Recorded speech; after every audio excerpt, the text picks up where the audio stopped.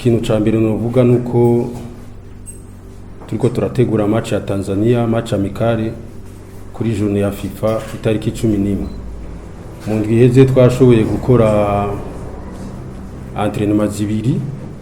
Ku munsi wa gatatu abakinyi barasubira ku migwi yabo, mwari muzi yuko muri weekend championnat yategezwa kubandanya. Ubu nuno munsi turafise indi entraînement ku mugoroba saa 10. Abakinyi nkuko mwabibonye hari abakinyi bo hanze 11 bazoza, hakaba hariho n'abandi 9 bo ngaha tuba dutora uno munsi kuri entraînement ya nyuma duhejeje, bazoshobora kwiyongera kuri abo bandi 11 bazova hanze.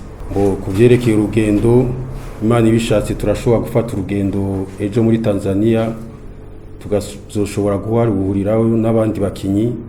Abakinyi bazotangura gushika muri Tanzania ejo ku munsi wa kabiri, n'abari ngaha na staff natwe ejo niho tuzoshobora gufata urugendo turari Makamba. Kwa gatatu tuzozinduke tugenda Ikigoma, tuzofata indege ya saa 4. Uwo mu bakinyi novuga bo hanze bo bashitse ngaha, hariho wo muri Denmark yitwa Philippe, we baramaze gushika ngaha yase kuvejo ku mugoroba, na Cedric aramaze gushika ngaha. Abandi nabo tuzohurira muri Tanzania. Ndibaza yuko umukinyi wa nyuma azoshika nko ku munsi wa 4, abakinyi bose ku munsi wa 4 tuzoshobora kuba tubafise. Ikindi cerekeye liste novuga, liste tuza kuyitanga duhejeje entraînement y'uno munsi ku mugoroba. Ndibaza yuko ku mugoroba nka saa 1 y'ijoro ishobora kuba yashitse kuri site ya FF. Ndibaza ko muza kuyibona. Ego gushika kuri uno mwanya abakinyi bose abo 11 tuvuze bose bazoshika, atagihindutse ku munota wa nyuma. Bose gushika kuri no saa nta numwe arashobora gukonfirma kuvuga yuko atazoshobora gushika. Abatazoshika ngira mwarashoye kubimenya hakiri kare, yari Gaye Bigirimana hamwe na Ruco na Parfait Bizoza. Abonye etetre ama equipe yabo kubera iki kiza cateye byaragoranye ko baza, ariko abandi bose abonye tuvuze kuri rya liste mwabonye 11 bose bazoba bahari.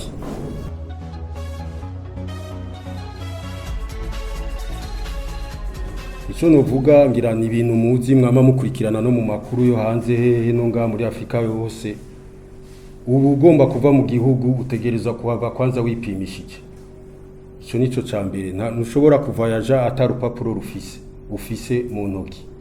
N'igihugu giyemwo ushitse bategezwa kugupima imbere yuko ucinjiramo. Nkuko ico novuga nkuno munsi twebwe abakinyi 9 tuzoshobora gutwara, ufashe na staff nabo tuzotwara twanyu no munsi mu gatondo kuri Meridie kwipimisha ivyo vyerekeye ico kiza ca Covid. Donc umwe wese azova ngaha afise urupapuro mu ntoki. Nibaza yuko ico atari kibazo gikomeye cyane, kuko aho ugiye hose barabapima. Umuntu ahantu hose agiye utegezwa kuba ufise urupapuro. Ndibaza yuko ivyo nyata kibazo kinini bishobora gutera. Effectif ndibaza ko dutwaye effectif y'abajere 20. Peut-être tugize malchance ugasanga hagwaye abakinyi 5-6, ariko turize yuko ivyo bitazoshobora gushika. Ariko bishitse ugasanga hagwayemwo nk'abakinyi 2, ndibaza yuko urukino rutashobora gusiba ruzoba peut-être abo bazoba bagwaye ntibazoshobora gukina, ariko turizeye yuko abo bandi bazoba basigaye bazoshobora gukina. Nkuko muvuze muravuga ati hari abakinyi benshi bo ngaha, peut-être ico novuga mwari mumenyereye kenshi tugize match ya equipe nationale senior wasanga nta effectif ya 18 personnes harimo nk'umukinyi umwe wo ngaha cyangwa ugasanga bose nabo hanze. Ariko murabona yuko twashoboye gushiramwo n'abakinyi batayi bake bo ngaha bakina muri championnat ngaha, dushobore kuhereza n'abandi bakinya amahirwe, duprepare peut-être l'équipe nationale ya kazoza ubuti peut-être uravye harimwe abakinyi bariko barakura ukavuti reka turabe yuko dushobora kuronka guhereza chance abakinyi bo ngaha. Ego Tanzania murazi kwanza ko duheruka guhura nayo muri eliminatoire ya Coupe du Monde baratwerimina, ndibaza yuko jewe nari umukocaje ariko kuri iyo match siyo narindi sinari umukocaje jewe nkuko bimeze ubunye ari je nzotwara umugwi naragerageje kuraba ama video ndasubiramwe ajya ama match ya Leonga ndaraba nayo muri Tanzania nararavye Tanzania sikuvuga yuko naho yadutsinze ngo hari kintu kinini yadusumbi najya gutsindwa ku ma penalty kenshi novuga yuko penalty bari ibintu bya chance canke byibiki naragerageje gusoma ndaraba point fort yabo nivyo mazi imisi nkorerako no muri iyi misi tugiye gukora aya entraînement twashika muri Tanzania tuzogerageza kubikorera ko tumaze kuronka abakinyi bose turabe yuko tuzoshobora kuvyifatamwe neza.